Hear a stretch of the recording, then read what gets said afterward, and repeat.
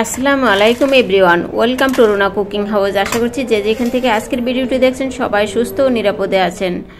যে যেখানে আছেন আল্লাহ আপনাদের সবাইকে, আমাদের সবাইকে হেফাজতে রাখুক, এ দোয়াই করি সবাই সবার জন্য।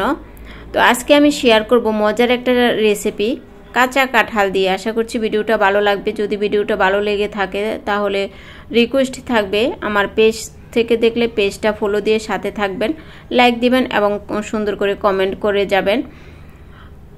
আর ইউটিউব চ্যানেল থেকে যদি আপনি দেখে থাকেন, যদি আমার চ্যানেলটা আপনার সাবস্ক্রাইব করা না থাকে তাহলে রিকোয়েস্ট থাকবে চ্যানেলটা সাবস্ক্রাইব করে নিয়মিত আমার চ্যানেলটার সাথেই থাকবেন, লাইক দিবেন, পরিবার প্রিয়জনের সাথে শেয়ার করতে পারেন।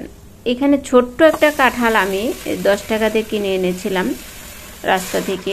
এই কাঁঠালটা এরকম টুকরো টুকরো করে কেটে ধুয়ে আমি এখানে সিদ্ধ করে নিব হলুদ আর লবণ দিয়ে।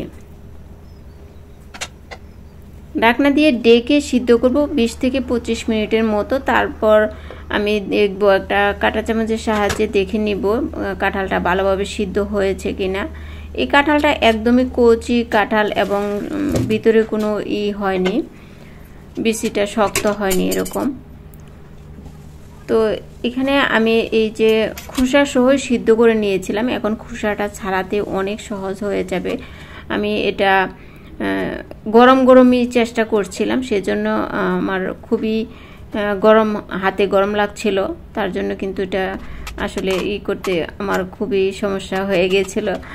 যাই হোক, এটা কোনো রকম আমি করে নিয়েছি। আর সবগুলো কিন্তু এটা ঠান্ডা পানি দিয়ে কিন্তু ধোয়া যাবে না, তাহলে এটা আবার শক্ত হয়ে যাবে। সেজন্য গরম গরমই বা ঠান্ডা করেও করা যাবে, কিন্তু পানি দেওয়া যাবে না। তো চেষ্টা করছিলাম মাঝখানের যে মূলি অংশটা এটা ফেলে দেওয়ার জন্য, তো কিন্তু এটা ফেলতে যায় দেখা গেছে যে ইয়াটা ভেঙে যায়, যেহেতু সিদ্ধ করে নিয়েছি। তো সেজন্য আমি আর পরে বাকিগুলো আর ফেলে দেইনি। মূলিটাও নরম হয়ে গেছে, সিদ্ধ হয়ে গেছে। যাই হোক, কেটে নিয়েছি সবগুলো। আর এখানে আমি আদা রসুন বাটা দিয়ে দিলাম হাফ চা চামচ করে, লাল মরিচের গুঁড়া দিয়ে দিলাম 1 চা চামচ, ধনিয়ার গুঁড়া 1 চা চামচ, হাফ চা চামচ হলুদ গুঁড়া, আর চাট মশলা দিয়ে দিলাম 1 চা চামচ। চাট মশলা বা কাবাব মশলা দিলেই হবে। লবণ, আর এখানে দিয়ে দিলাম হাফ কাপের মতো চাউলের গুঁড়া। হাতের কাছে চাউলের গুঁড়া না থাকলে আটা ময়দা দিয়েও করা যাবে, তবে চাউলের গুঁড়াটা দিলে একদম মুচমুচে হয়, খেতে খুবই ভালো লাগে। পানি দিয়ে গুলিয়ে নিয়েছি। আর এখানে আমি দিয়ে দিলাম এখানে ভাজা মরিচের গুঁড়া। ব্যাটারটা দেখতে পাচ্ছেন কিরকম হয়েছে, এটা আমি এভাবে নিয়েছি। এখন কাঁঠালগুলো এই ব্যাটারে ভালোভাবে চুবিয়ে তেলে ভেজে নিতে হবে। দিয়ে দিলাম পর্যাপ্ত তেল, তেলে এখন কাঁঠালগুলো ভেজে নিব। আমি সবগুলো কাঁঠাল একসাথে দিয়ে দিচ্ছি। ফেসবুক পেজ থেকে দেখলে পেজটা ফলো দিয়ে সাথে থাকার অনুরোধ থাকবে। আর টুকরো একটা শেয়ার দিয়ে দিবেন, একটা শেয়ার আমার জন্য অনেক অনেক উপকার। আর আপনার ফেসবুক যে ফ্রেন্ডগুলো থাকবে সবাই এই ভিডিওটা দেখার সুযোগ পাবে। আর ইউটিউব চ্যানেলের থেকে যদি দেখে থাকেন তাহলে চ্যানেলে যদি আপনি নতুন ভিজিট করে থাকেন তাহলে রিকোয়েস্ট থাকবে আমার চ্যানেলটা সাবস্ক্রাইব করে নিয়মিত আমার চ্যানেলটার সাথেই থাকবেন। পরবর্তী নতুন ভিডিও পাওয়ার জন্য নোটিফিকেশনটা অন করে রাখবেন। একটা পার্ট যখন ভালোভাবে হয়ে যাবে উল্টিয়ে পাল্টিয়ে এটাকে সময় নিয়ে মিডিয়াম লো আছে কিন্তু আমি এটা ভেজে নিচ্ছি।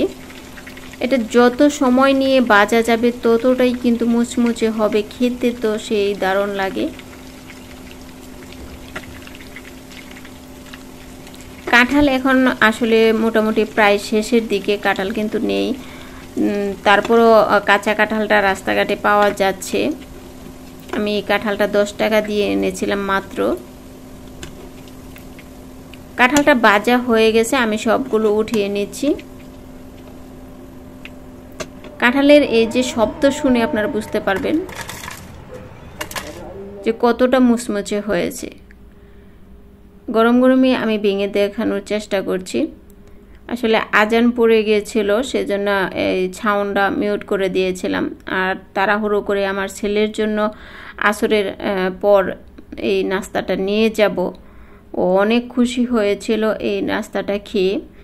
আশা করছি আপনাদের সবারই ভালো লাগবে। অবশ্যই কমেন্টে লিখবেন কে কোথা থেকে দেখছেন। আশা করছি যে যেখানে থাকবেন আল্লাহ আপনাদের সবাইকে ভালো রাখবে। আল্লাহ হাফেজ।